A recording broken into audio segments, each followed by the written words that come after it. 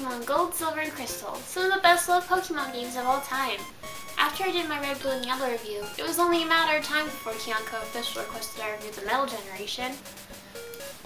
But what was it about these games that made them so celebrated? Or should I say, Celebi, R-A-T-E-D. Well, our story begins in the height of Pokemania, the year 2000, the start of a new millennium. I was in 2nd grade by the time the Power of One came out and introduced my classmates and I to Lugia. Holy milk tank, we all thought. There's a stronger Pokemon than Mewtwo? Stronger even than Mew? Just like that, our expectations for the next generation of Pokemon shot through the roof. After all, this was the first time we were given a whole new region and a whole new set of Pokemon.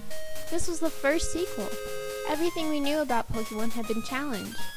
We all had the Hasbro Pokedexes and thought we were the Pokemon Masters. We had all beaten the Elite Four and caught Mewtwo, but that was only the beginning.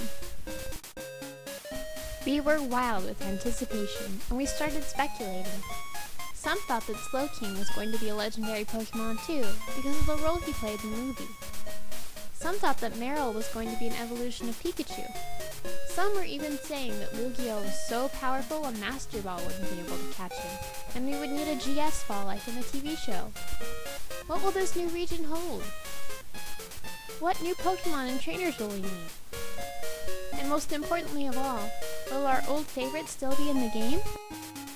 Soon, all our burning questions would be answered. Except one. The GS ball. What was it? What powerful Pokemon was inside it? It was surrounded by mystery. I remember there was even a choose-your-own-adventure book I had where it contained a magic card. It's been the subject of much speculation for over a decade now. The answer is linked to another confusing piece of Pokemon history, Celebi. In Japan, players could connect their Game Boys to their cell phones to download the GS Ball, which could be used to trigger Celebi to appear in Ilex Forest.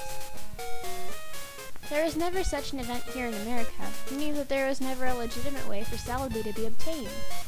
Celebi was also intended to star in its very own story arc over the course of the Johto anime.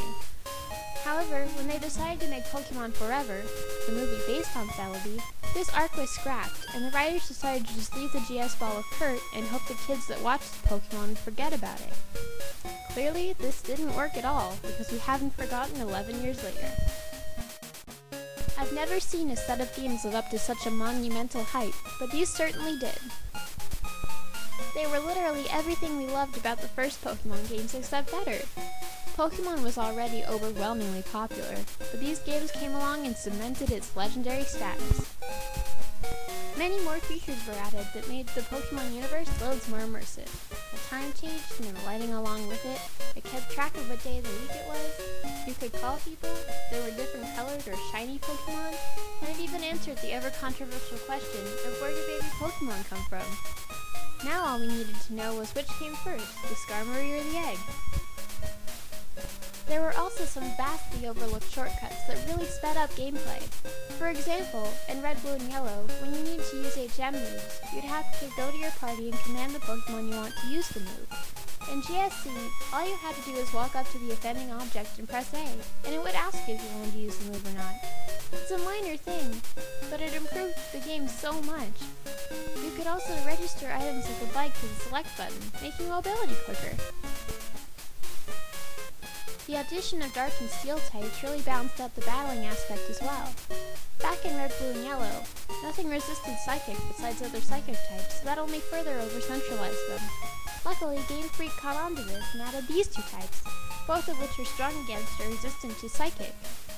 If you notice, they're both also weak to fighting, a type that was obviously severely underpowered. 2nd Gen seemed like an eternity to me, but just 1 year later, by the time Crystal had come out, Pokemon was a passing fad. Hardly anyone I knew got Crystal, because by then it wasn't cool anymore. I myself never got a copy until years later. I found one used at a GameStop. It's a shame, because Crystal was a huge improvement over Gold and Silver. It introduced the option to play as a girl, and it had animated Pokemon sprites. If I had gotten to play it as a kid, it by far would have been my favorite Pokemon game. Sadly, it wasn't meant to be. I, like many others, fell victim to my internal battery wearing out, and gone was my save file along with all my beloved Pokemon. I thought it was a problem with my game, so I bought a replacement copy used. But when I realized that too didn't work, I gave up.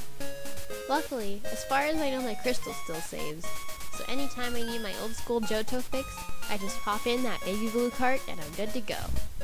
While they might not have been the first Pokemon games for me, or the ones that had the biggest impact on my life or childhood, Gold, Silver, and Crystal still hold a special place in my heart. After all, these were the games that made me long to be a part of the Pokemon world for real, and I'm happy that years later, I finally managed to do that through my hacks and through all of you. So thanks you guys for making this silly girl's dreams of becoming a Pokemon master come true. And I hope this video reminded you of your childhood aspirations. But above all, I hope that you enjoyed it and that you'll stick around for more Pokemon videos.